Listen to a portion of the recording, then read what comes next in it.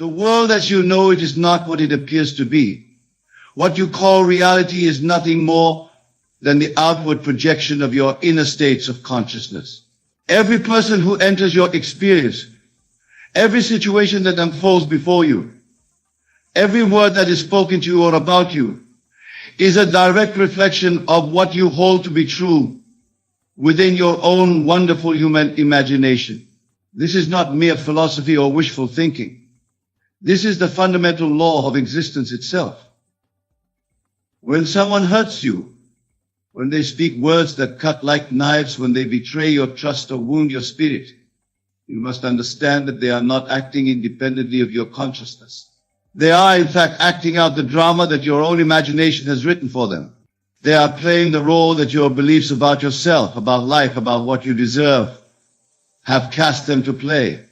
This may seem difficult to accept at first, for the ego mind rebels against such responsibility. But once you truly grasp this principle, you will discover that you possess unlimited power to transform every relationship in your life. The first way to handle those who hurt you is to recognize that everyone is yourself pushed out.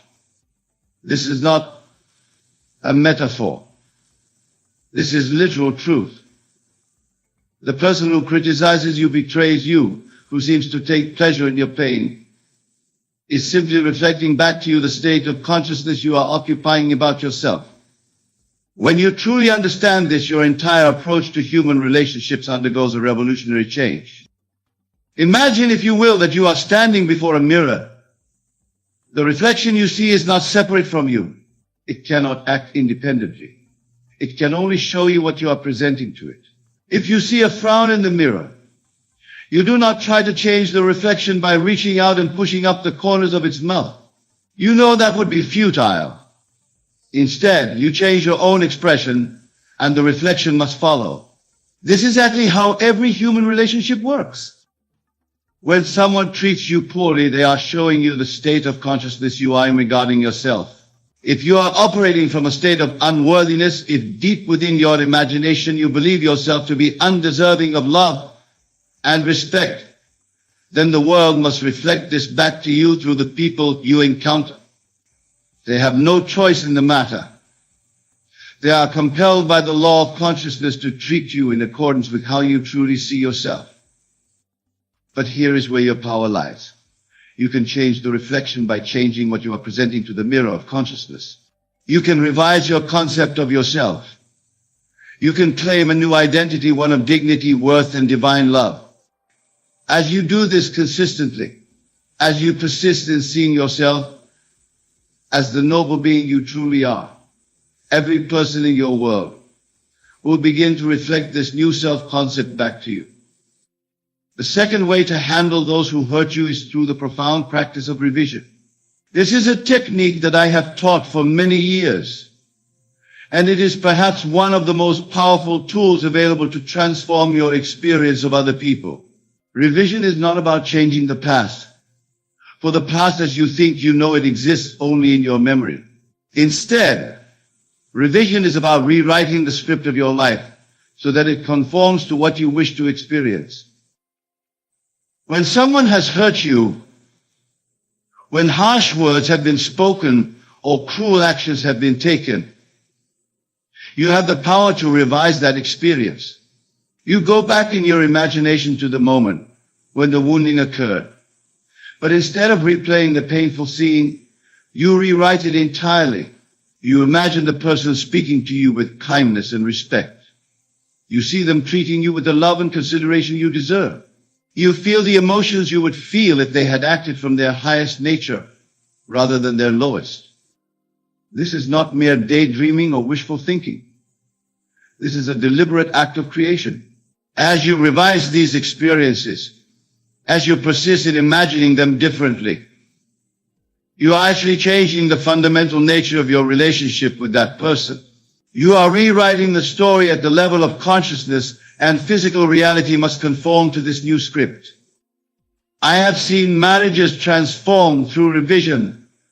I have witnessed enemies become friends, cruel employers become supported mentors, and estranged family members reconciled after years of bitterness.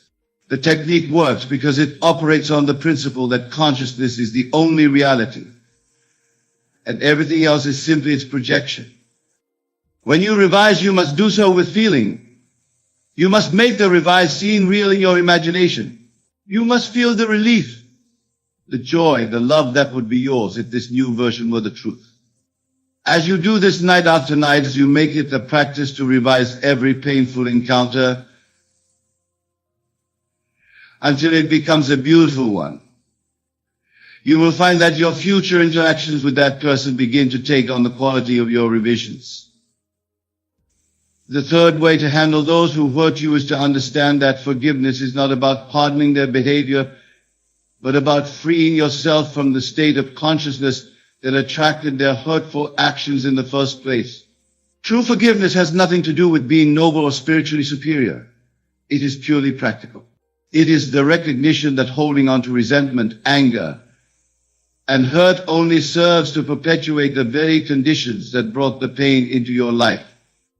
When you harbor resentment towards someone who has hurt you, you are actually feeding the state of consciousness that created the hurtful experience. You are watering the very seed that grew into the thorny bush that now wounds you. Every time you replay their cruel words, every time you nurse your grievances, every time you tell others about how badly you were treated, you are strengthening the belief system that made their behavior inevitable. Forgiveness in the truest sense is the decision to no longer give your attention and emotional energy to the old story. It is the choice to withdraw your consciousness from the state that created the problem and to invest it instead in the state that will create the solution. When you forgive, you are not saying that their actions were acceptable. You are saying that you refuse to remain in the state of consciousness that made those actions possible. This kind of forgiveness requires great strength and determination. It is not a one-time event, but a daily practice. Every time the old hurt tries to reassert itself in your mind, every time you feel tempted to rehearse their wrongs, you must consciously choose to turn your attention elsewhere. You must choose to focus on who you are becoming rather than on who I am. As you practice this kind of forgiveness, something miraculous begins to happen. The person who hurt you begins to change. They may apologize unexpectedly. They may show you kindness where once there was cruelty. They may even become one of your greatest supporters. This happens because you have changed the state of consciousness that was creating their behavior toward you. The fourth way to handle those who hurt you is to use the law of assumption to completely transform your relationship with them. The law of assumption states that whatever you assume to be true about yourself and others will be reflected in your experience. If you assume that people generally treat you poorly, that assumption will be confirmed again and again. If you assume that you are surrounded by loving, supportive people, that assumption will also be confirmed. Most people live their entire lives as victims of their own assumptions without ever realizing they have the power to change them. They assume that certain people will always be difficult, that some relationships are doomed to be painful, that they must simply endure the cruelty of others. But you have the power to assume something entirely different. You can assume that the person who has hurt you is actually someone who loves and respects you deeply. You can assume that they see your worth and value. You can assume that they want only the best for you. This may seem impossible when you consider their past behavior. But remember that the past exists only in memory, and memory can be revised. When you consistently assume the best about someone, when you persist in seeing them as loving and kind, despite evidence to the contrary, you are actually calling forth that nature in them. You are awakening the divine spark that exists within every human being. You are compelling them, through the law of consciousness, to rise to the level of your assumption about them. This requires unwavering faith and persistence. There will be times when their old behavior ceases to contradict your new assumption. There will be moments when you are tempted to return to your old beliefs about them. But if you persist, If you refuse to be moved by appearances and continue to assume the best, you will see that assumption become your reality. I remember a woman who came to me in great distress about her relationship with her mother-in-law. For years, this woman had been subjected to criticism, manipulation, and outright cruelty from her husband's mother. Every family gathering became a battleground. Every conversation was fraught with tension and pain. The woman was convinced that her mother-in-law simply hated her and would never change. I taught her to assume something different. I instructed her to imagine her mother-in-law as a loving, supportive woman who genuinely cared for her well-being. Every night before sleep, she was to imagine receiving a warm, affectionate phone call from this woman. She was to visualize family gatherings where her mother-in-law praised her and treated her with respect and kindness. At first, this seemed like an impossible fantasy, but the woman persisted. Night after night, she assumed the best about her mother-in-law. She spoke about her with kindness to her husband. She sent her thoughtful gifts and cards.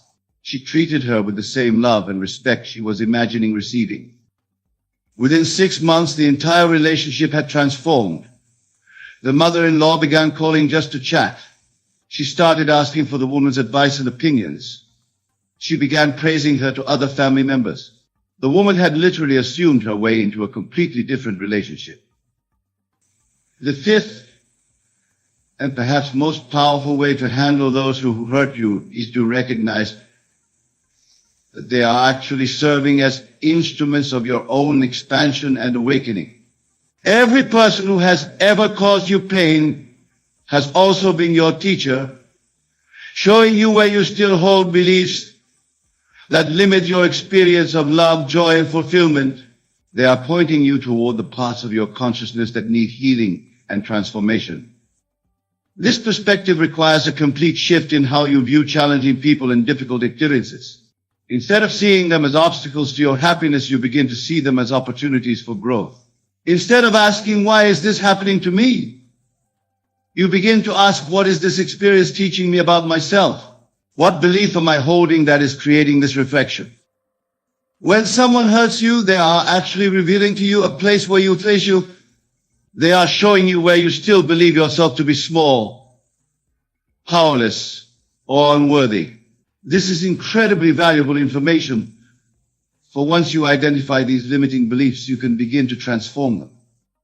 Every cruel word spoken to you is revealing a place where you do not yet fully love yourself.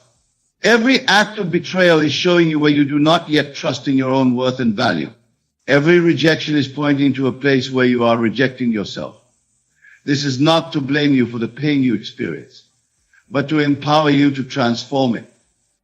When you understand that difficult people are actually serving your highest good by showing you where you need to grow, your entire relationship with them changes. You can begin to feel grateful for their service even as you work to heal the consciousness that created their hurtful behavior. You can bless them for being willing to play the villain in your story so that you could discover the hero within yourself.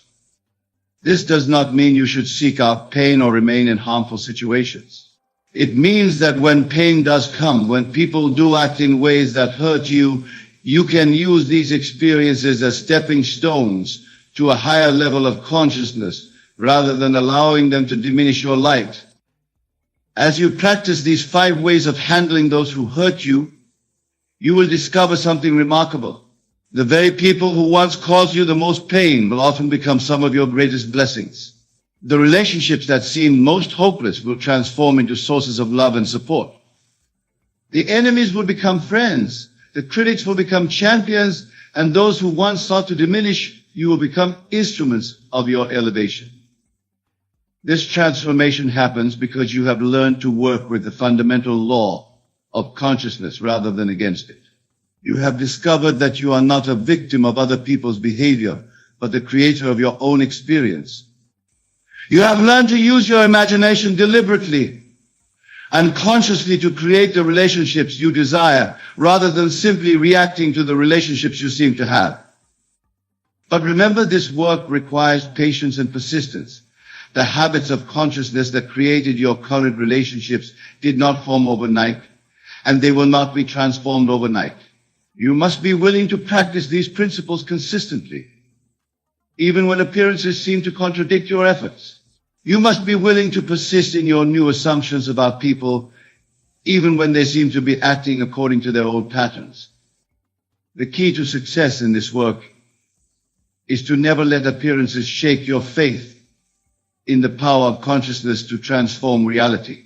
When someone reverts to their old behavior, when they seem to be the same difficult person they have always been, you must remember that you are seeing the lagging reflection of an old state of consciousness. As you persist in your new assumptions, as you continue to revise and forgive and assume the best, the reflection will eventually catch up to your new state of being.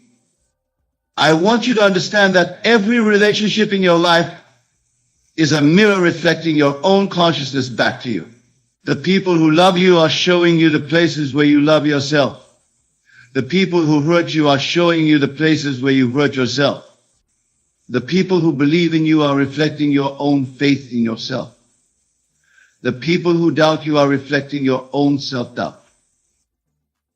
This means that as you change your relationship with yourself, as you learn to love yourself more fully, to forgive yourself more completely, to assume the best about your own nature and potential, every relationship in your life will begin to transform.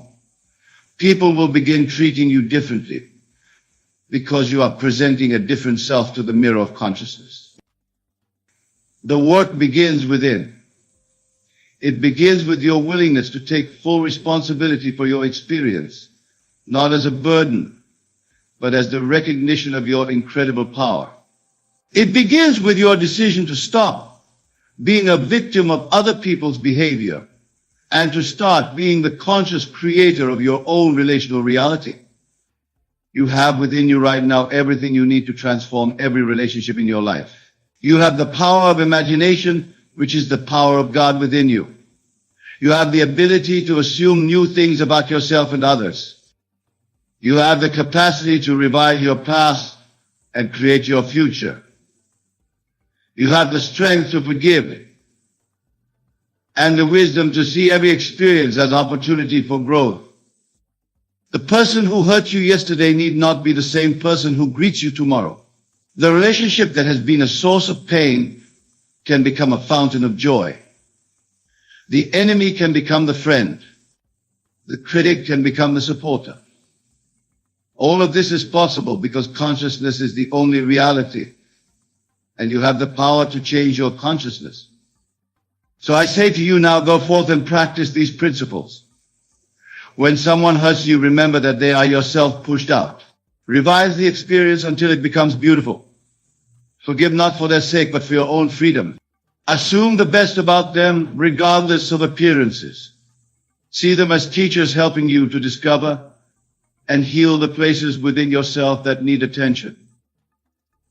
As you do this work consistently and persistently, you will discover that you are not only transforming your relationships with others, but also transforming your relationship with life itself.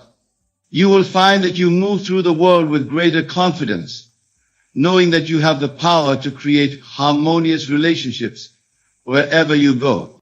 You will discover that love finds you more easily because you are radiating love from within. The choice is always yours. You can continue to be a victim of other people's behavior, or you can claim your power as the creator of your own experience. You can continue to react to the world as it appears, or you can assume responsibility for the world you are creating through your own consciousness. I have given you 5 powerful ways to handle those who hurt you, but in truth, I have given you 5 ways to handle all of life's challenges. For the same principles that transform difficult relationships will transform every aspect of your experience. The same power that can turn an enemy into a friend can turn poverty into abundance, sickness into health, and despair into joy. You are not here to be hurt by others. You are here to discover your own divine nature and to express it fully in the world. Every person you meet, Every relationship you experience, every challenge you face is an opportunity to remember who you really are and to claim the power that is your birthright. The people who hurt you are not your enemies. They are your teachers, your mirrors, your stepping stones to a higher understanding of yourself and your power. Bless them for their service, learn from what they have shown you, and then use your newfound wisdom to create relationships that reflect the love, respect, and joy that is your true nature. Your past does not determine your future. Your current relationships do not limit your potential. You have within you right now the power to begin again, to assume something wonderful about every person in your life, to revise every painful memory, to forgive every hurt, and to create a future filled with love, harmony, and mutual respect. This is not just a teaching. This is not merely a philosophy. This is the fundamental truth of existence. And as you apply these principles with faith and persistence, you will prove their reality in your own experience. The transformation will be so complete, so beautiful, so miraculous, that you will wonder how you ever believed that you were powerless in the face of other people's behavior. Remember always that you are the operant power in your own experience. You are the one who determines what kind of relationships you will have by the assumptions you make, the states you occupy, and the consciousness you express. No one can hurt you without your permission at the level of consciousness. No one can diminish your light unless you allow it through your own beliefs about yourself. Stand tall in the knowledge of who you are. You are a divine being having a human experience. You are consciousness itself, temporarily focused in this wonderful human form. You have the power to create beauty, harmony, and love in every relationship you experience. You have the ability to transform pain into joy, hurt into healing, and enemies into friends. This is your inheritance. This is your birthright. This is the truth of who you are and what you are capable of. Now go forth and prove it in your own wonderful life. Most people live their entire lives believing themselves to be victims of circumstances, forever reacting to a world they think exists independently of their perception. They say, I am sad because this happened, or I am angry because someone did this to me. But I tell you now, with absolute certainty, that nothing happens to you. It happens through you, and because of the state of consciousness you occupy. The Bible, which is the greatest psychological book ever written, tells us in Proverbs 23:7, as a man thinketh in his heart, so is he. This is not some poetic expression, but a literal description of the law that governs human experience. You are not what you think you are, but what you think you are. Your consciousness is a substance from which your world is fashioned. Now consider carefully what I am about to tell you. If consciousness is the only reality, and all things exist because you are conscious of them, then nothing can affect you unless you first accept it in consciousness. This is the true meaning of acting as if nothing affects you. You recognize that you are the operant power, not the world outside of you. When you truly understand this principle, you will no longer be moved by appearances. You will no longer react to conditions. But instead, you will create conditions through the deliberate occupation of states in consciousness. This is true spiritual maturity. Let me share a simple experiment that will demonstrate this truth. The next time you find yourself in a situation that would normally upset you, pause and remember this principle. Instead of reacting, remind yourself, this has no power to affect me unless I give it power through my consciousness. Then consciously choose the state you wish to occupy, perhaps state of peace or confidence or even joy. At first, this may seem like pretense, like you are merely pretending that the circumstance doesn't bother you. But I assure you, my dear friend, this is not pretense. It is the deliberate exercise of the creative power that is your divine inheritance. For when you choose a state of consciousness that is independent of external conditions, you are not denying reality. You are creating reality. Remember, the world is not causing your experience. Your state of consciousness is causing your experience of the world. When you truly grasp this, you will understand the incredible freedom that comes with acting as if nothing affects you. You become the master of circumstances rather than their slave. Consider for a moment how different your life would be if nothing could disturb your peace of mind unless you allowed it to. Imagine moving through life with an unshakable inner stability, knowing that you are the creator of your experience, not its victim. This is your birthright, and it is available to you now through the proper use of your imagination. For imagination is the very gateway to the states of consciousness from which your life is projected. As William Blake so beautifully expressed, man is all imagination.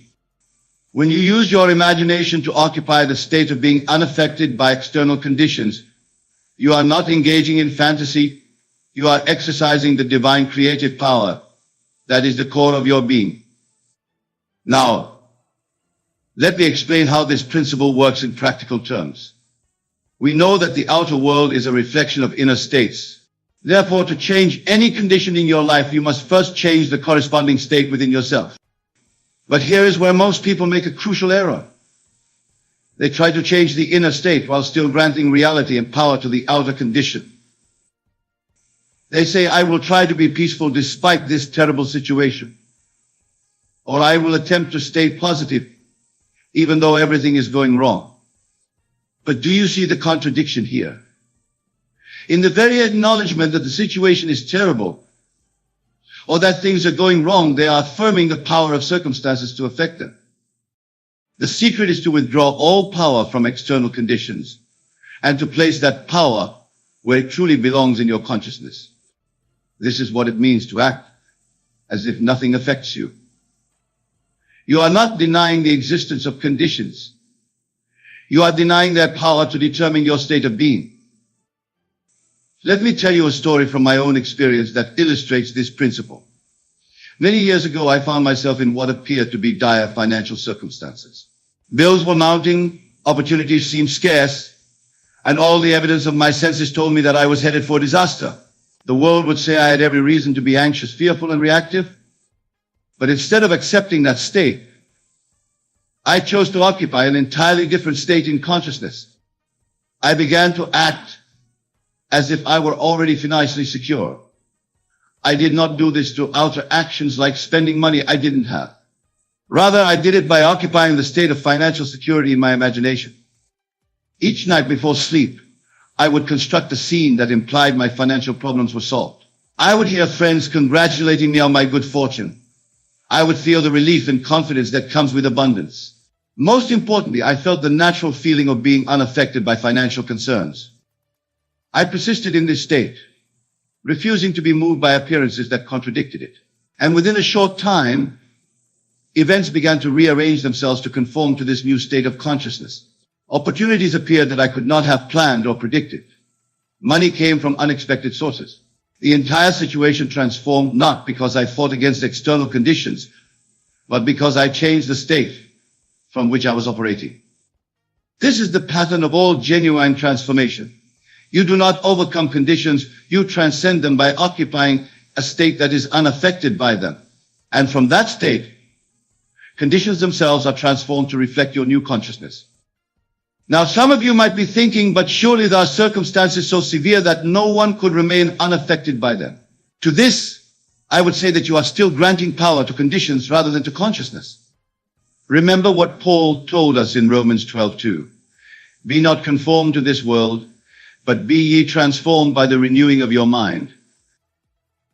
The renewing of your mind is not about positive thinking or affirmations. It is about the radical recognition that consciousness precedes and determines experience. When you truly know this not as an intellectual concept, but as a living reality, you cannot be affected by anything except that which you accept in consciousness. Consider the great spiritual teachers throughout history. Did they not demonstrate this very principle? They moved through the most challenging circumstances with an inner peace and power that seemed miraculous to those around them. But they were not performing miracles. They were simply applying the law that governs all experience. They knew themselves to be consciousness, not the effects of consciousness. My dear friends, this principle of acting as if nothing affects you is not about developing a thick skin or becoming emotionally numb. Quite the contrary, it is about experiencing the full richness of life from a position of creative power rather than reactive vulnerability. When you no longer feel threatened or controlled by circumstances, you are free to respond to life with wisdom, compassion, and authentic self-expression. Your actions come from choice rather than compulsion. Your emotions become instruments of experience rather than reactions to experience. Now, let us explore how to apply this principle in your daily life. The practice begins with vigilance, becoming aware of those moments when you are granting power to something outside yourself. Whenever you find yourself saying or thinking that something makes you feel a certain way, pause and correct yourself. Nothing can make you feel anything. Your feeling is a state of consciousness that you have accepted, either deliberately or by default. When you catch yourself reacting to a person or situation, remind yourself, this has no power to affect me. I am consciousness, choosing the state I will occupy. Then deliberately choose the state that serves your highest expression. If someone speaks harshly to you, instead of automatically entering a state of hurt or anger, choose to occupy a state of compassion or understanding, not as a response to their behavior, but as your free expression of who you choose to be. If you are facing financial challenges, instead of occupying a state of lack and anxiety, choose to occupy a state of abundance and security, not as a denial of appearances, but as a recognition that appearances have no power except that which you give them through your consciousness. This practice requires persistence and discipline, for we have been conditioned since birth to believe that we are affected by things outside ourselves. Every advertisement, every news story, every casual conversation reinforces the illusion that we are at the mercy of circumstances. Breaking free from this cultural hypnosis requires constant vigilance and the courage to stand firm in your true identity as consciousness. But I promise you, my dear friends, that as you persist in this practice, it will become more natural. There will come a moment, perhaps, when you least expect it, when you will know beyond all doubt that nothing affects you except that which you accept in consciousness. And in that moment, you will experience a freedom that few in this world have known. Let me now address another aspect of this principle that is often misunderstood. Acting as if nothing affects you does not mean becoming passive or fatalistic. It does not mean accepting undesirable conditions without seeking to change them. Rather, it means recognizing that the only effective way to change conditions is by changing the state of consciousness from which they emerge. When you act from the state of being affected by conditions, your actions are reactions. They come from the same level of consciousness that created the conditions in the first place. Such actions may temporarily modify appearances, but they cannot transform the fundamental pattern from which those appearances arise. But when you act from the state of being unaffected by conditions, knowing yourself to be the operant power, rather than the recipient of effects, your actions have a creative quality. They come from a higher dimension of consciousness and therefore have the power to transform patterns at their root. This is why the great masters have always taught that true change comes from within. Not because external action is unnecessary, but because effective external action must proceed from a transformed inner state. As Neville, I have always emphasized that a change of feeling is a change of destiny. Let us now consider how this principle applies to your relationships with others. Many relationship difficulties arise from the belief that others have the power to affect your emotional state. You feel hurt because of what someone said, or anxious because of how someone acted, or rejected because of someone's choices. But when you live from the understanding that nothing affects you unless you accept it in consciousness, your relationships are transformed. You no longer hold others responsible for your emotional states. You no longer demand that they behave in certain ways so that you can feel secure, valued, or loved. Instead, you recognize that your experience of others is determined by the state of consciousness you occupy. If you are in a state of self-worth, nothing another person does can make you feel worthless. If you are in a state of love, nothing another person does can make you feel unloved. This recognition releases others from the impossible burden of managing your emotional state. It frees them to be themselves, just as it frees you to be yourself. And paradoxically, when relationships are based on this freedom, rather than on emotional dependency, they become deeper, more authentic, and more satisfying. Now, some may wonder if acting as if nothing affects you might lead to a cold, detached approach to life and relationships. But this concern arises from a misunderstanding of the principle. Remember that I am not suggesting that you deny your emotions or suppress your natural responses to life. Rather, I am inviting you to recognize the true source of those emotions and responses. When you know that your feelings come from the state of consciousness you occupy, rather than from external triggers, you can experience those feelings more fully and authentically. You can embrace joy without fearing that it depends on fragile circumstances. You can experience love without the anxiety that it might be withdrawn. You can feel peace even amid external turbulence.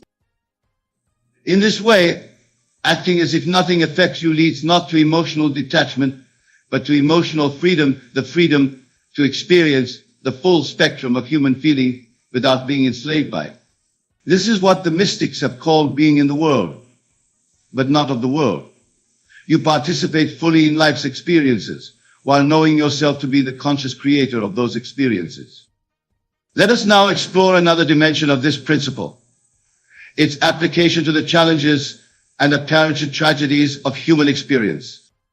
For it is in the face of life's greatest difficulties that the truth of this teaching is most profoundly tested and demonstrated.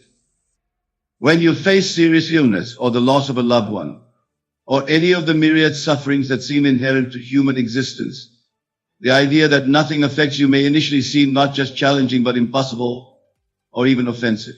How can one remain unaffected by such profound experiences? But here again, we must understand what it truly means to be unaffected. It does not mean that you do not experience the full depth of human emotion, the grief, the fear, the anger that naturally arise. It does not mean that you deny the reality of physical pain or emotional anguish. Rather, it means that even in the midst of these experiences, you remember your true identity as consciousness. You recognize that while the human personality is indeed affected by these events, your self, your I am remains untouched, like the depths of the ocean that depth still while storms rage on the surface. From this recognition comes a quality of presence that transforms how you experience life's challenges. Instead of being overwhelmed by circumstances identified completely with your reactions to them, you maintain an inner center of gravity, a witnessing presence that experiences everything but is itself unchanged by anything. This is not a philosophical abstraction, but a practical reality that can be lived. I have seen individuals facing the most dire circumstances, terminal illness, imprisonment, the loss of everything the world values, who nonetheless radiate a quality of peace and even joy that seems miraculous to those around them. They have not escaped suffering, but they have transcended it by knowing themselves to be more than their experiences. This transcendence is available to each of you, not as some distant spiritual attainment, but as your birthright, the natural expression of your true identity. When you act as if nothing affects you, you are not adopting a psychological technique. You are claiming the truth of who you are. Now let us address a question that naturally arises when contemplating this principle. If I am to act as if nothing affects me, does this mean I should ignore problems or avoid taking practical action to improve conditions? This is a crucial distinction to understand. Acting as if nothing affects you does not mean ignoring the practical demands of life or refusing to address situations that require attention. It does not mean that if you are ill, you don't seek medical treatment. Or if you have financial difficulties, you don't take steps to increase your income or manage your resources. The key lies in the consciousness from which these practical actions proceed. If you act from a consciousness of being victimized by circumstances, taking action out of fear, desperation, or a sense of being at the mercy of conditions, your actions will at best bring temporary relief. They cannot transform the pattern that created the conditions. But if you act from a consciousness of creative power, taking action from a state of inner security, confidence, and the knowledge that you are the operant power in your life, those same actions are imbued with a transformative quality. They address not just the symptoms, but the root cause of conditions. This is why two people can take identical outer actions with entirely different results. One person applies for a job from a state of anxiety and need, seeing the job as a rescue from their dire circumstances. Another applies for the same job from a state of confidence and value, seeing the job as an opportunity to express their gifts. Though the actions are identical, the consciousness behind them is vastly different. And so are the results they produce. When you truly understand that nothing affects you unless you accept it in consciousness, you take action not as a reaction to conditions, but as an expression of the state you have chosen to occupy. This shift from reactive to creative action is subtle but profound in its consequences. My dear friends, as we deepen our exploration of this principle, I want to address what is perhaps the most challenging aspect of living as if nothing affects you, the persistence of the illusion that you are at the mercy of circumstances. For no matter how clearly you understand this teaching intellectually, your senses will continue to bombard you with evidence that seems to contradict it. You will still experience pain when you touch a hot surface. You will still feel hunger when you haven't eaten. You will still react emotionally to the words and actions of those around you. These automatic responses of the human organism will not cease simply because you have grasped the spiritual principle. This is where faith enters, not blind belief in a dogma, but the willingness to trust a deeper truth, even when appearances contradict it. The Bible defines faith as the substance of things hoped for, the evidence of things not seen. Faith is the capacity to occupy a state in consciousness, even when your senses provide no evidence to support it. When you act as if nothing affects you, you are exercising this faith. You are choosing to identify with your essential self, pure consciousness, rather than with the body and personality that are indeed affected by circumstances. This choice is made not once but moment by moment in the face of an endless stream of sensory evidence suggesting that you are in fact at the mercy of the world around you. This is the real meaning of spiritual practice, not rituals or techniques, but the constant remembrance of who you truly are, even when everything around you seems to deny it. It is the practice of returning again and again to the truth of your being when the appearances of life pull you toward identification with that which is not you. In this practice, you will sometimes fail. There will be moments when you forget your true identity and become completely identified with your reactions to circumstances. This is not a failure of the principle, but a natural part of the human journey. Each time you catch yourself in such a moment, it is an opportunity to choose again, to remember the truth and to return to it. Over time, as you persist in this practice, something remarkable begins to happen. The intervals between forgetting and remembering grow shorter. The state of knowing yourself as consciousness becomes more stable. You begin to live more consistently from the recognition that nothing affects the essential you. And as this recognition deepens, a profound transformation occurs. The very circumstances that once seemed to control you begin to reflect the freedom you have claimed in consciousness. Relationships that were once characterized by conflict and dependency become expansive and nourishing. Work that was once a burden becomes an expression of your gifts. Challenges that once overwhelmed you become opportunities for growth and creativity. This transformation is not magical but lawful. It occurs because the outer world must reflect the state of consciousness you consistently occupy. When that state is one of knowing yourself to be unaffected by circumstances, to be the creator, rather than the creation, your entire life reorganizes itself to express this truth. My dear wonderful friends, as we draw near to the conclusion of our discussion, I want to leave you with a practical approach to implementing this principle in your daily life. For while the truth that nothing affects you is eternal and unchanging, the application of this truth is progressive and practical. Begin by identifying one area of your life where you feel particularly vulnerable to external conditions. Perhaps it is a relationship where you are easily hurt by another's words or actions. Perhaps it is your work where criticism or setbacks quickly deflate your confidence. Perhaps it is your financial situation where unexpected expenses or income fluctuations trigger anxiety. Once you have identified this area, commit to a period, even just one day, of acting as if nothing in this area can affect your inner state. This does not mean ignoring practical issues or suppressing your natural responses. It means consciously choosing the state you will occupy regardless of external conditions. If it is a relationship, you might choose to occupy a state of self-worth and inner security, regardless of what the other person says or does. If it is work, you might choose to occupy a state of confidence in your abilities, regardless of external feedback. If it is finances, you might choose to occupy a state of abundance and trust regardless of the numbers in your account.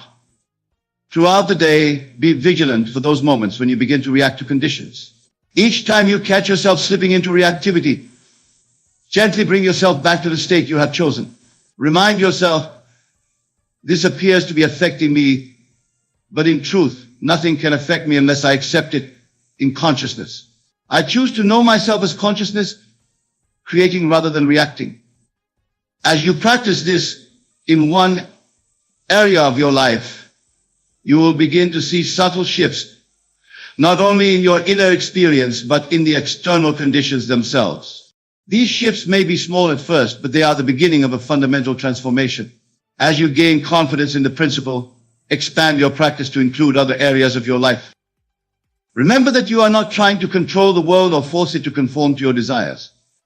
You are simply aligning yourself with the law that governs all experience. Consciousness is cause, and what we call the world is effect. When you know yourself as consciousness, as I am, you naturally cease to be affected by effects. This is the ultimate freedom, the promise at the heart of all genuine spiritual teaching. It is not freedom from circumstances, but freedom from bondage to circumstances. It is the recognition that no matter what happens in the world of effects, your essential self remains untouched, like the sun that continues to shine no matter how thick the clouds have temporarily obscured it. My dear friends, I have shared with you tonight a principle that, when fully embraced, will transform your experience of life. I have explained that nothing affects you unless you accept it in consciousness, and that by acting from this understanding, you move from being a victim of circumstances to being the conscious creator of your experience. I have discussed the practical application of this principle in daily life, in relationships, and in the face of life's greatest challenges. I have emphasized that this is not a denial of human experience, but a transcendence of identification with that experience. And I have offered a simple practice to begin implementing this principle in your own life. Now, as I prepare to conclude, I want to remind you that the truth I have shared is not my truth, or Neville's truth. It is the eternal truth of your own being. I have not given you anything you did not already possess. I have simply pointed to what has always been yours, but which you may have forgotten in the dream of separation and limitation. The state of being unaffected by circumstances is not something you must achieve through arduous spiritual practice. It is what you are when you remember your true identity. It is your birthright as consciousness in human form. All that is required is the willingness to claim this birthright moment by moment, regardless of appearances. As you leave here tonight and return to your daily life, I encourage you to carry this principle with you, not as a concept, but as a living practice. Each time you find yourself reacting to circumstances as if they have power over you, remember who you truly are.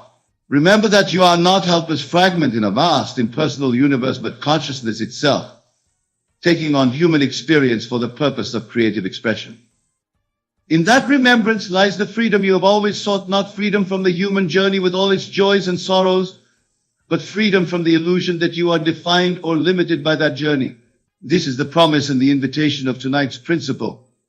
Learn to act as if nothing affects you, and discover the boundless creative power that is your true nature. Thank you, my dear friends, and remember, imagination creates reality. When you imagine yourself as unaffected by circumstances, living from the creative power of pure consciousness, you are not engaging in fantasy, but in the highest act of creation. For what you consistently imagine yourself to be, you will become. Go now in the knowledge of your true identity, and watch as your life transforms to reflect the freedom you have claimed in consciousness. For nothing affects you unless you grant it power, and in withdrawing that power from the world of effects and placing it where it truly belongs in your own consciousness, you fulfill the purpose for which you came into being, to create and to express the infinite potential that is God in you. I want you to understand that the world you see around you is nothing more than a reflection of your inner state. Every experience, every emotion, every reaction you have to the events in your life is born from within you. The secret to mastering your life lies not in controlling the external world, but in commanding your inner world. Now, let us delve deeper into this concept. When I say, act as if nothing hurts you, I am not advocating for a denial of pain or a suppression of emotions. No, what I am proposing is far more powerful and transformative. I'm inviting you to step into a state of consciousness where you recognize that you are the creator of your reality. And that includes your responses to what you perceive as hurt or pain. Consider for a moment the last time you felt hurt. Perhaps it was a harsh word from a loved one, a disappointment in your career, or a physical ailment that caused you discomfort. In that moment, did you not feel as though the hurt was something inflicted upon you from the outside? Did you not feel like a victim of circumstances beyond your control? But I tell you, the victimhood is an illusion. It is a state you have unconsciously chosen to occupy. And if you can choose to feel hurt, you can also choose not to feel hurt. This is the essence of acting as if nothing hurts you. Now, you might be thinking, but Neville, how can I simply choose not to feel hurt when the pain seems so real? And to this I say, through the power of your wonderful human imagination, for it is your imagination that shapes your reality. And it is through your imagination. Let me share with you a technique that I found to be immensely powerful in this regard. Close your eyes for a moment and imagine yourself standing in a room. This room represents your current state of being, where you feel vulnerable to hurt and pain. Now imagine that there is a door in this room. This door leads to another room, a room where you are impervious to hurt, where nothing can touch your inner peace and joy. See yourself walking towards that door. Feel the anticipation building within you as you reach for the handle. As you turn the handle and push the door open, you feel a shift in the very air around you. Step through the doorway and into this new room. Feel how different it is in here. The air is clearer, the light is brighter, and there's a sense of invincibility that permeates every fiber of your being. In this room, you are the master of your emotions. You are no longer at the mercy of external circumstances. You stand tall, confident, and unshakable.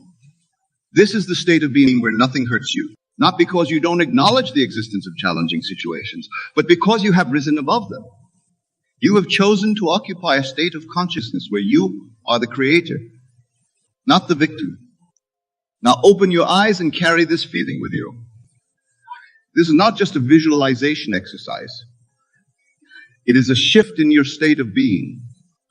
You have just experienced what it feels like to act as if nothing hurts you. And let me tell you, my friends, this state is available to you at any moment. But you might ask, Neville, is this not just pretending? Am I not just fooling myself? To this I say, there is no pretending in the realm of imagination. What you imagine with feeling becomes your reality. When you act as if nothing hurts you, you are not pretending. You are claiming your rightful place as the author of your life story. Consider great figures of history who have changed the world. Did they not act as if the limitations and hurts of their time could not touch them? Did not Martin Luther King Jr. act as if the racial injustices of his time could not dampen his spirit or derail his dream? Did not Helen Keller act as if her physical limitations could not hinder her from living a full and impactful life? These individuals understood a fundamental truth, that our experience of life is shaped not by what happens to us, but by how we choose to respond to what happens. They acted as if nothing could hurt them, not because they were immune to pain, but because they had tapped into a higher state of consciousness, where they recognized their own power to shape their reality. Now, I want you to think about an area in your life where you have been feeling hurt or vulnerable. Perhaps it's in your relationships where you've been feeling unappreciated or misunderstood. Or maybe it's in your career where you face setbacks or rejections. Whatever it may be, I want you to imagine yourself stepping into that situation.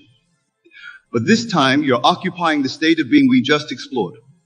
The state where nothing can hurt you. See yourself interacting with the people involved. Hear the conversations. Feel the emotions. But do so from this new state of being. Notice how differently you respond.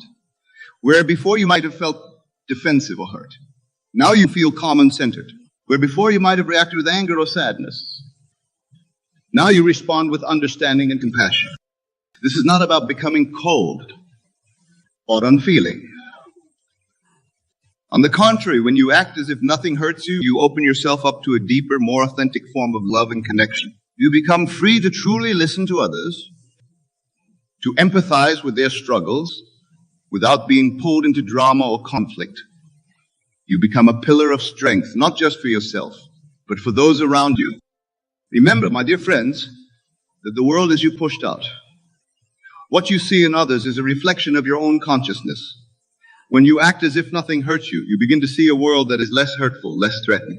You begin to see opportunities where before you saw only obstacles. You begin to see love where before you saw only indifference or hostility. Now let's delve deeper into the practical application of this principle. How do we maintain this state of being in our day-to-day lives? How do we act as if nothing hurts us when we are faced with real challenges? The key lies in understanding that your reactions to events are not automatic or predetermined. They are choices that you make in each moment. And these choices are based on the state of consciousness you occupy. Let me give you an example. Imagine you're in a meeting at work and a colleague criticizes your idea in front of everyone. In the past, this might have hurt you deeply. You might have felt embarrassed, angry, or discouraged. But now, occupying this new state of consciousness, you see the situation differently. Instead of feeling hurt, you recognize that your colleague's criticism is not about you, it's about them. It's a reflection of their own fears, insecurities, or misunderstandings. From this perspective, you can respond with compassion and confidence. You can address their concerns calmly and clearly, or even thank them for their input, knowing that it doesn't diminish your worth or the value of your idea. This is what it means to act as if nothing hurts you. It's not about becoming invulnerable or emotionless. It's about recognizing that you have the power to choose your response to any situation. It's about understanding that your worth and your peace of mind are not dependent on external validation or circumstances. Now I want to address a common misconception about this principle.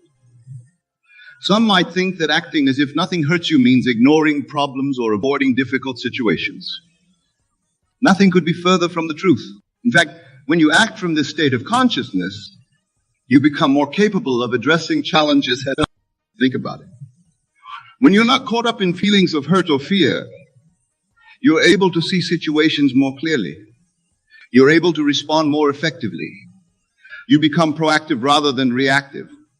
You're no longer at the mercy of your emotions. Instead, you're in command of them. This principle applies not just to emotional hurts, but to physical ones as well.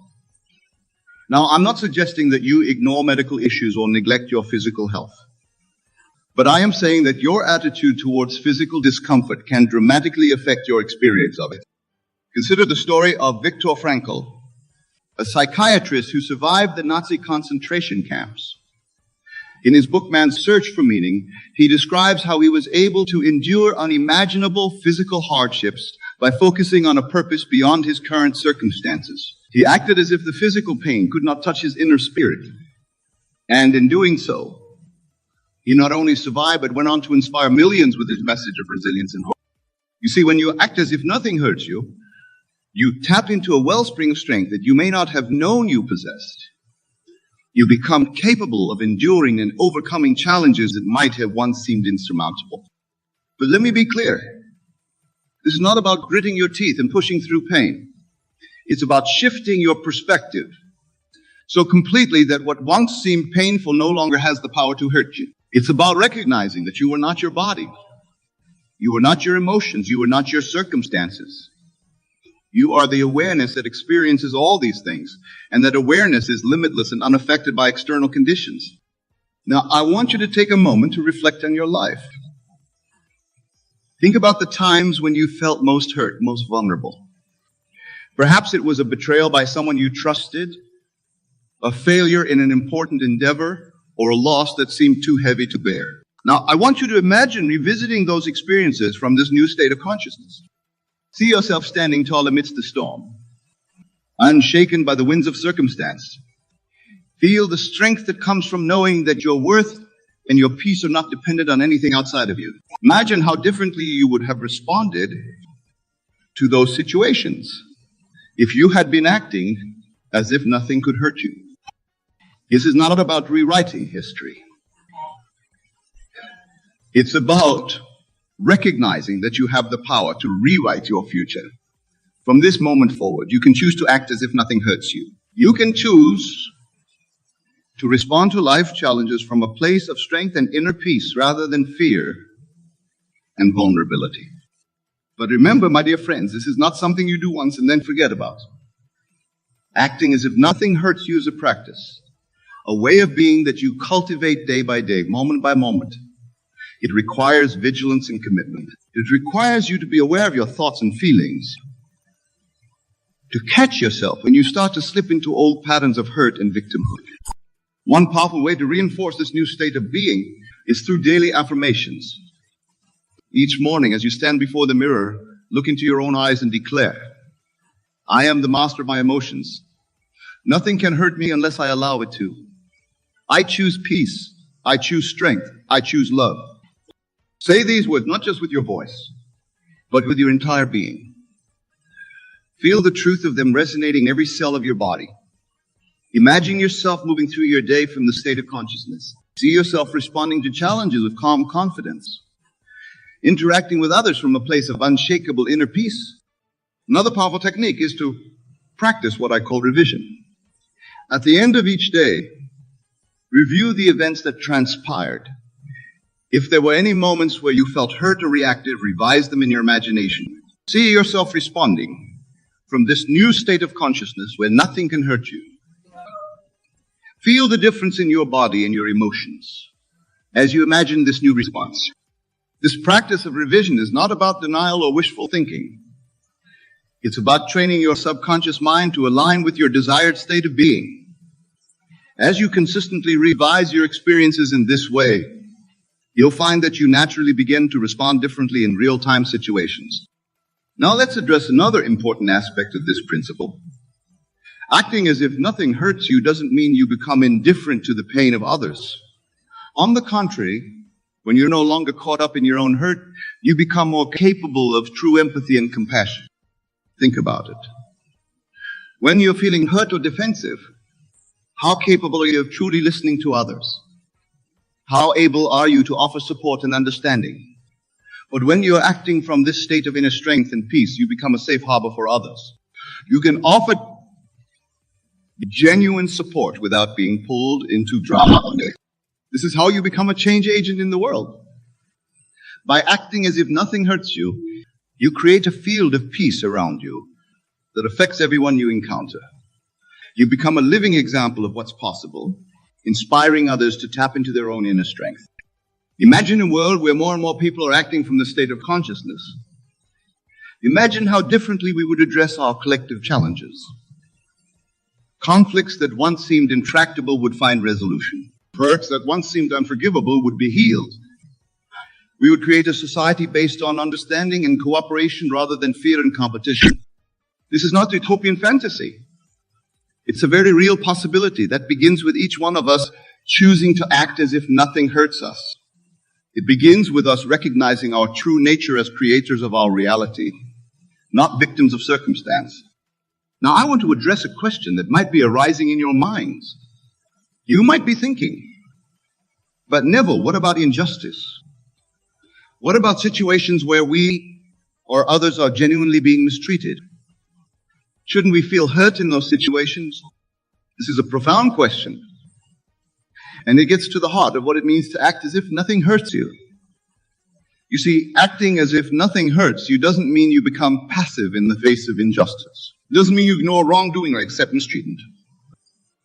What it means is that you respond from a place of inner strength and clarity, rather than from a place of hurt and reactivity.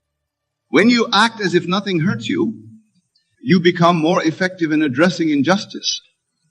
You're able to stand up for yourself and others without being consumed by anger or fear. You're able to see the bigger picture and work towards real solutions rather than getting caught up in blame and recrimination. Think of great leaders like Mahatma Gandhi or Nelson Mandela.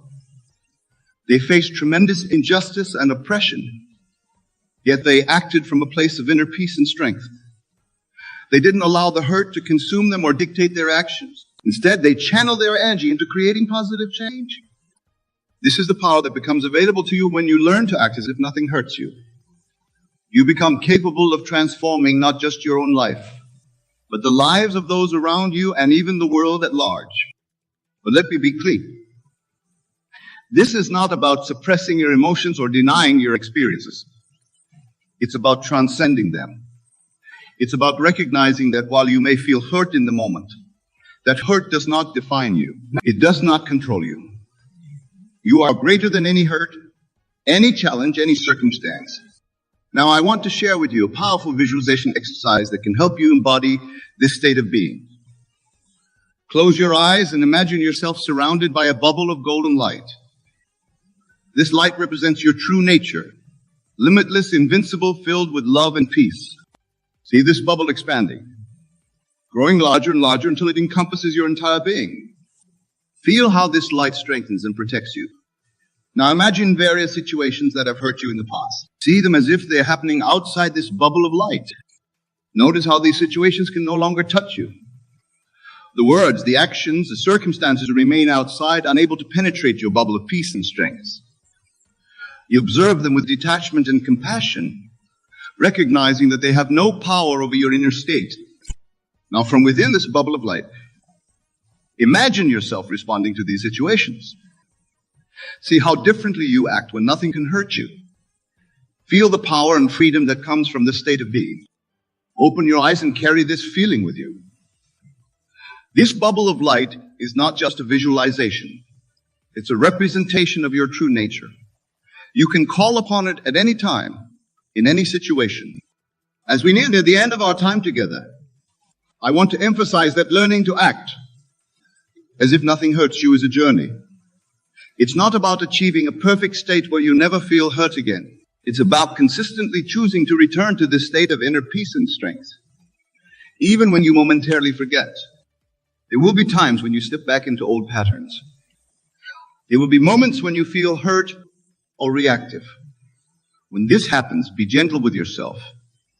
Remember that you're reprogramming years, perhaps lifetimes of conditioning. Each time you choose to return to this state of being, you're strengthening new neural pathways. You're creating a new default setting for how you interact with the world. It's beautiful truth. The more you practice acting as if nothing hurts you, the more natural it becomes. What once required conscious effort begins to feel effortless. You start to embody this state of being not just in challenging moments, but in every aspect of your life. Imagine waking up each morning filled with a sense of invincibility, not because you believe nothing bad will ever happen, but because you know that nothing that happens can truly hurt the essence of who you are. Imagine moving through your day with an unshakable inner peace, regardless of what's happening around you. This is the life that becomes available to you when you master the art of acting as if nothing hurts you. This is the freedom that awaits you when you recognize your true nature as the creator of your reality. My dear friends, as we come to the close of our time together, I want to leave you with this final thought. The choice to act as if nothing hurts you is not just a personal decision.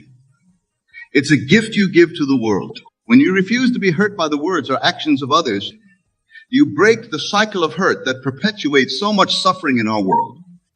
When you act from a place of inner peace and strength, you create a ripple effect that touches everyone around you. You become a living example of what's possible, inspiring others to tap into their own inner strength. So I challenge you, starting from this moment, to embrace this principle. Choose to act as if nothing hurts you, not because you're in denial about the challenges of life, but because you recognize your power to transcend them. Choose to respond to life's ups and downs from a place of inner peace and strength. Remember, you are not your hurts. You are not your fears. You are not your past experiences. You are the awareness that experiences all these things, and that awareness is limitless and unaffected by external conditions. As you go forth from here, carry this truth with you.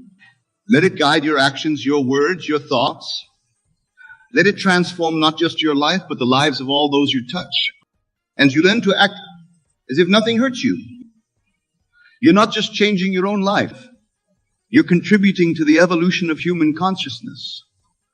You're helping to create a world where love triumphs over fear, where understanding replaces judgment, where peace prevails over conflict. This is your power. This is your gift to the world. Embrace it fully, live it wholeheartedly, and watch as your life and the world around you transform in miraculous ways. Go forth, my dear friends, and act as if nothing hurts you. For in truth, nothing can hurt the divine essence of who you truly are. You are limitless. You are powerful. You are love itself. Now go and live from that truth. Thank you for your attention and your commitment to this transformative principle. May you always remember your true nature, and may you always choose to act from that place of invincible peace and strength. The world awaits your light. Shine brightly, my friends. My friends, we live in a universe of unspeakable abundance, where all possibilities for richness and fulfillment exist as infinite potentials awaiting our conscious invitation into tangible embodiment. Yet so many of us struggle ceaselessly, chasing desires like perpetually elusive phantoms, while remaining oblivious to our intrinsic power as infinite creators shaping reality itself through our subconscious imaginings. The greatest truth each of us must awaken into is the recognition that we originate not from this physical world of fleeting forms and appearances, but from a deeper continuum plane of pure consciousness, a boundless metaphysical dream space where our thoughts and feelings take on a quickening spiritual vivification that births new realities into being. The material realm you and I experience through our senses is but the residue, the ephemeral frosting atop the surface of infinitely vaster subconscious dream streams that flow directly from the inexhaustible wellsprings of the universal imagination itself. All tangible manifestations we behold or experience in the exterior world are simply crystallized thought forms generated by the boundless ideational activities churning within each of us.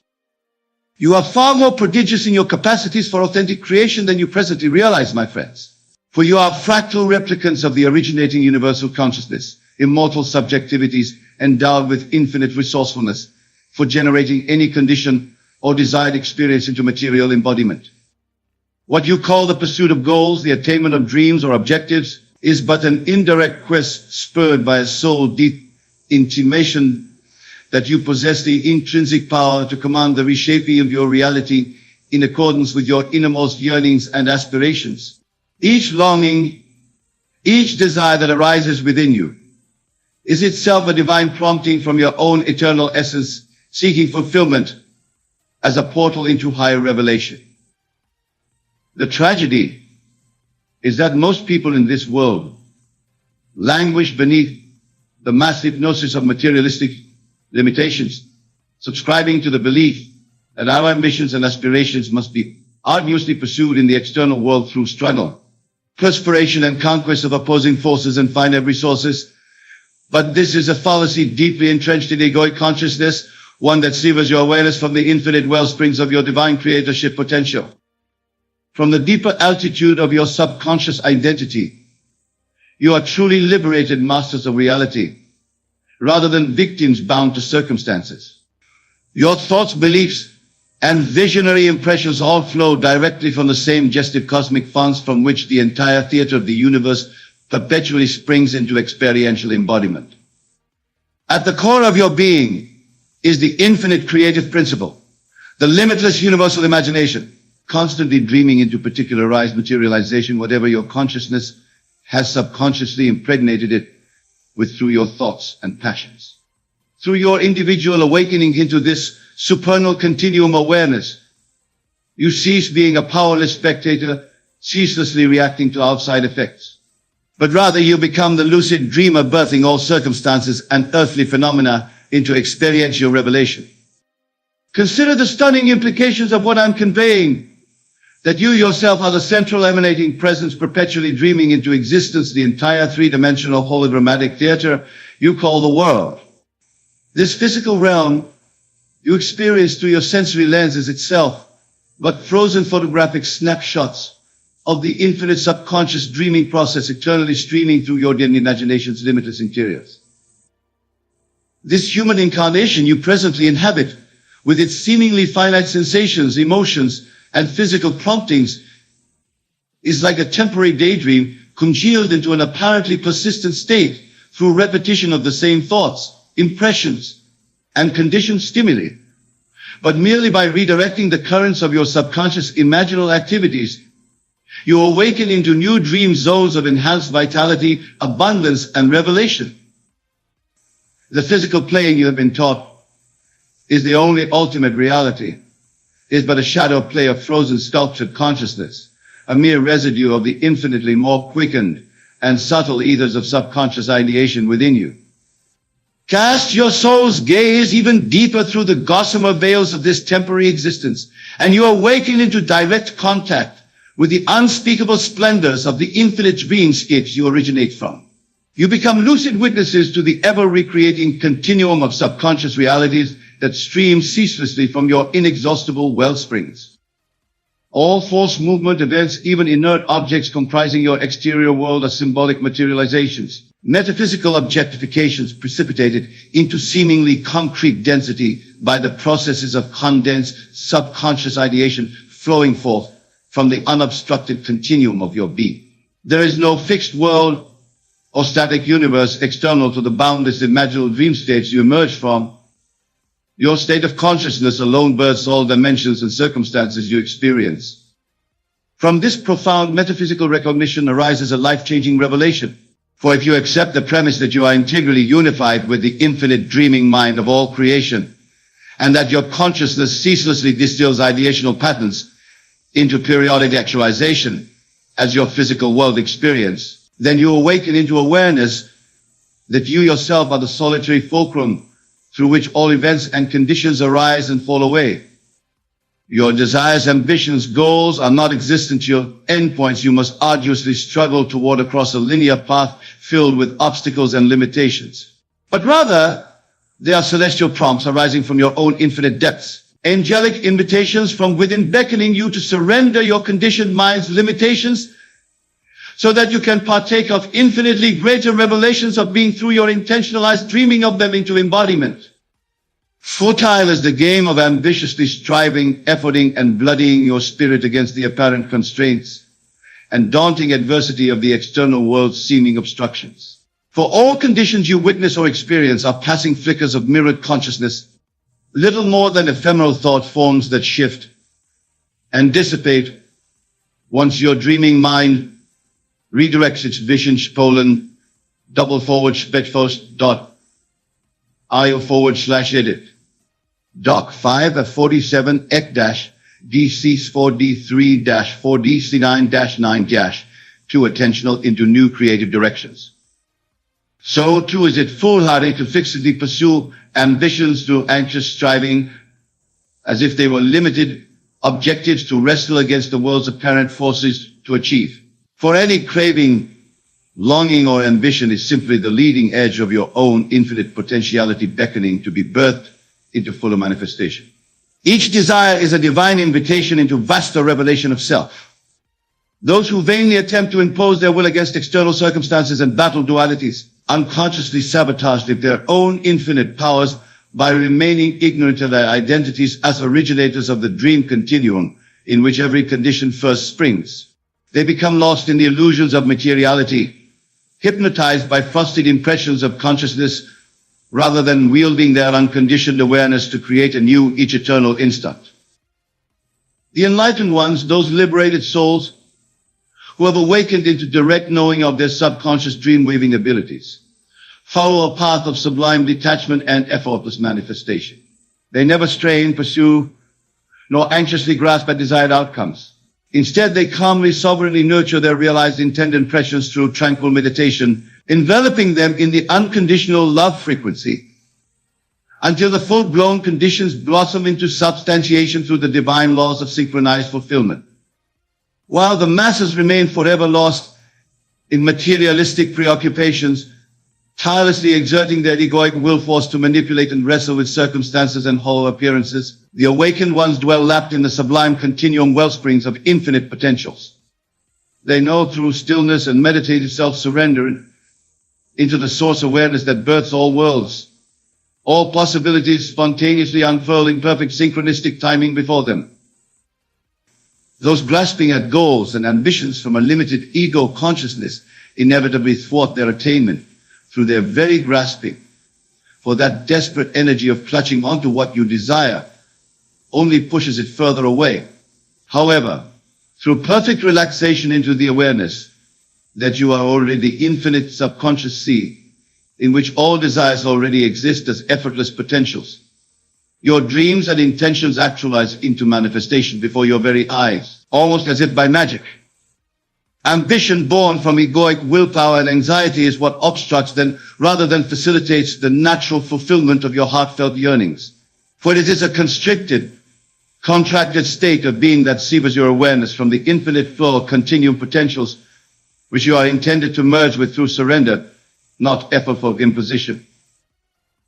Only by entering the hallowed meditative stillness at your core, ceasing all anxious striving to cause manifestation through muscular egoic exertion, can you unite your conscious intentions with the subconscious dream waves that perpetually birth all desires into embodiment as your objective reality experience.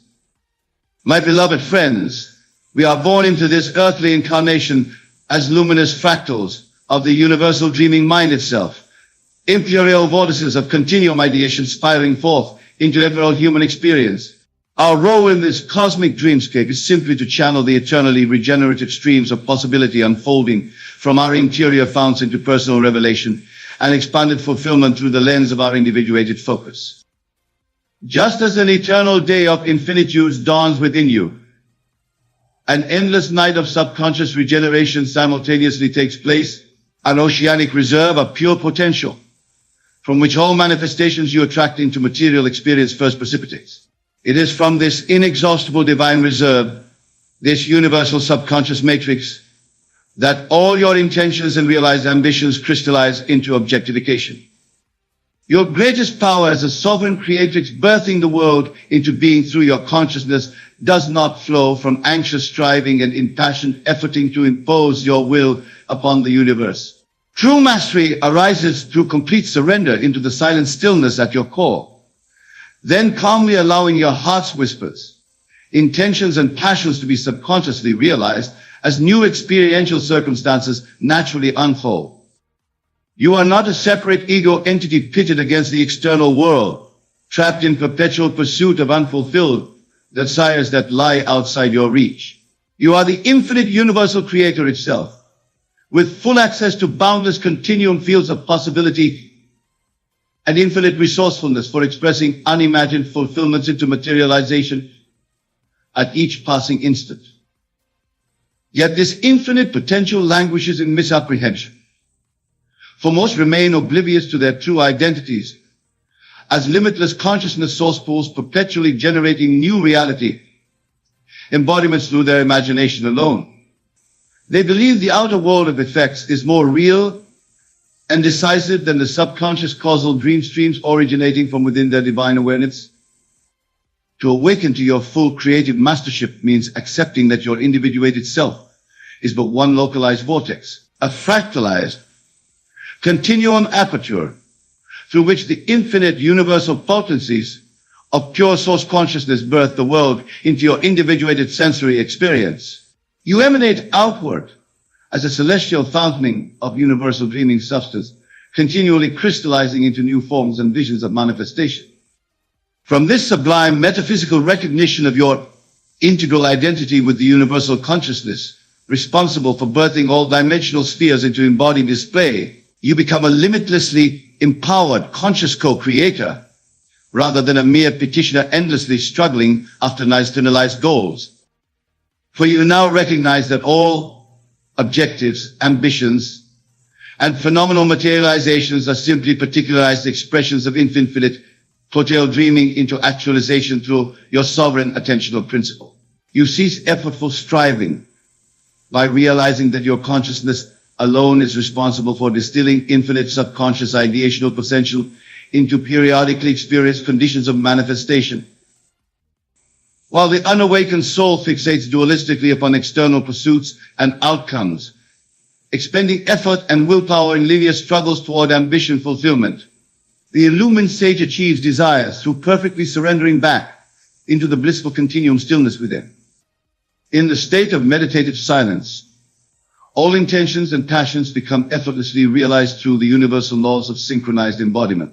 For as the infinite universal consciousness, your innate dreaming nature already contains all possible manifestations as subconscious potentials, awaiting tranquil invitation into experiential transcription through your consciousness's loving, attentional embrace. In this sublime metaphysical vista, success, abundance, the manifestation of heartfelt ambitions is not a battle to be won by wrestling outside forces into compliance, but rather a sacred communion in which the dreaming mind achieves a hallowed resonance with the universal intelligence pervading all creation, and through perfect attunement, allow possibilities to spontaneously unfurl into realized embodiment.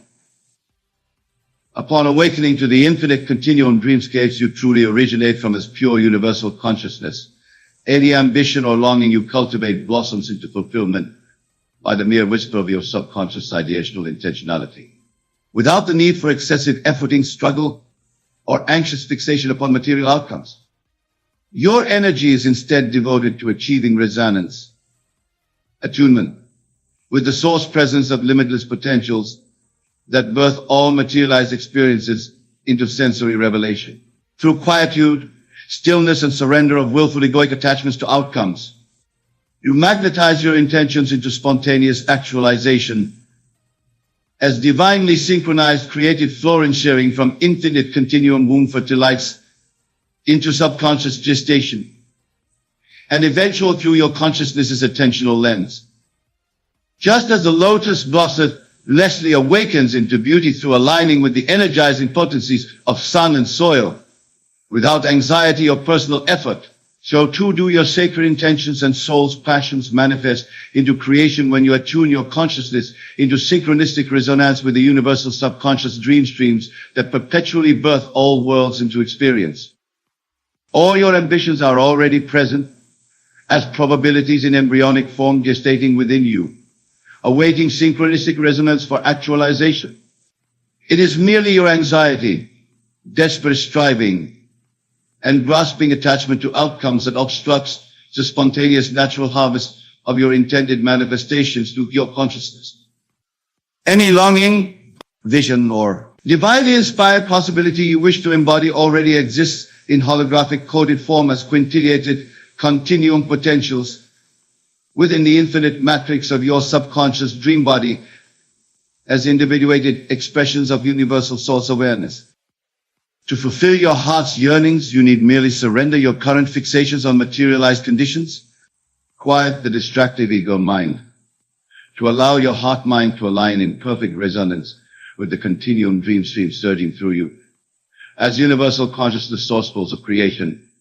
Then simply gestate peacefully in effortless being, knowing all manifestations have already been coded for spontaneous unfurlment through your receptive consciousness. True mastery and attainment of ambitions, both personal and world, redemptive in scale, arises through this divine allowing, this serenity surrender into your essence identity as the infinite universal dream source itself. For in this sublime creative continuum state, all possibilities naturally emerge into embodiment by synchronicity flowing through you, as their birthing aperture, rather than being effortfully imposed. You are never the source of true creative potential, nor the instigator of manifestation through anxious personal effort. You are simply the blissfully relaxed ceremonial instrument, the consecrated dreaming chalice through which the infinite universal ideation ever surges to precipitate into individuated revelation throughout your awakening experiential field. Detached surrender into the eternal silence of meditative repose. With a heart-mind attuned resonant love with the infinite universal dream flow that births all experiential realms into embodied revelation.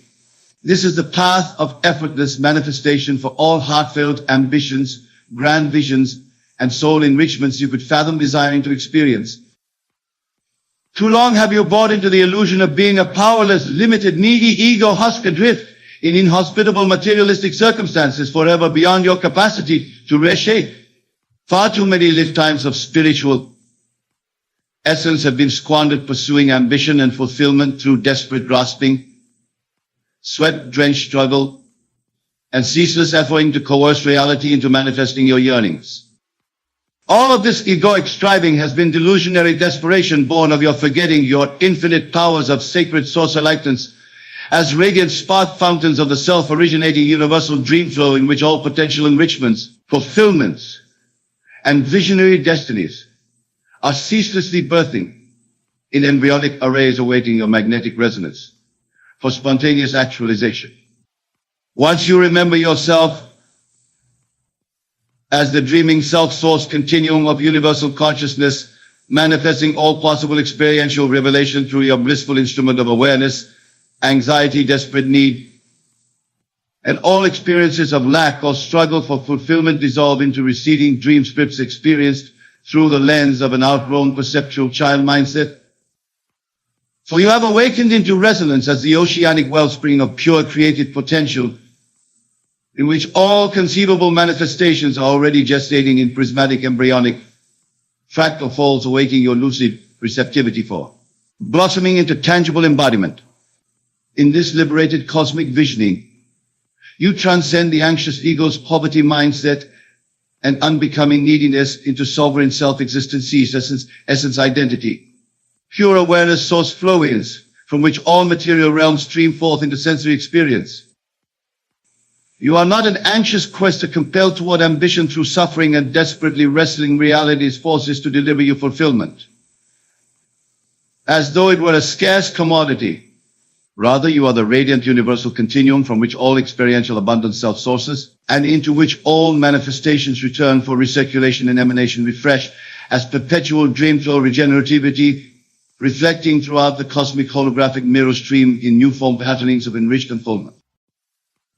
Inhabit this rarity awareness of being the originating eternal wellstream birthing all manifestations forms into revealed presencing through your unique instrument of subconscious dreaming and all ambitions, visions. Abundance enrichments will blossom forth spontaneously into realized experiential embodiment as divinely synchronized reward for your lucid stewardship. As a consciously detached hollow tuning fork for the universal dream flow's endless self-regenerating articulation. You are the infinitely resourceful continuum sea of creative potential itself, choosing which of its inexhaustiblest waves of possibility become transiently formed into ephemeral experiential revelation through the magnetic resonant attunement of your blissful awareness, converging with specific universal dream fractals to manifest as sensory delight for your conscious witnessing. Can you feel the sweet release of anxious striving dissolving from your energy field as you inhabit this illumined cosmic continuum awareness of absolute abundance and divine synchronicity as your true originating essence identity? All your ambitions, heartfelt longing, and grandest visionary dreams for richness and fulfillment are already gestating in quintillated embryonic seed codes throughout the hyper-reverential holographic matrices of your subconscious continuum being as infinite, unbounded source consciousness, merely awaiting your calibration of resonant magnetic attunement for spontaneous actualizing into experiential form.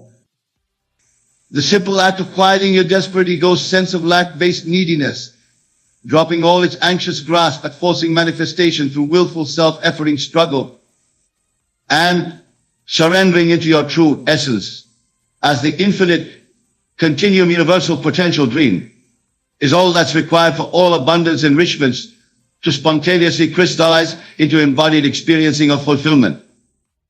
My beloved infinite companions, you were never intended to wrest fulfillment from an external universe, but to awaken to the realization that you yourselves are the infinite universal consciousness dreaming all worlds into experiential revelation through emanation as radiant individuated presence fields of luminously awakening awareness. So step back into the exquisite silence eternal within your divine essence, as the continuum dream flow birthing all materialized reality streams into sensory translation through your magnetic attunement as the co-creative instrument of source light. Convergence. And simply allow your heartfelt ambitions, visions of grandeur, all possibilities of abundance, enrichment, to spontaneously crystallize into substantiation through the mirror awakening embodied experience without struggle or anxious striving. All is made divinely perfect and revelatory manifest through the grace of your being as the infinite self-source of synchronized universal continuum potential. In effortlessly harmonizing your attentional focus into resonant love with whichever creative dream flow fractals your divine heart elects to manifest into sensory delight as emotive revelation embodied through a newly awakened appreciation of your limitless powers of manifestation as the universal consciousness dreaming all experiential worlds into tangible being.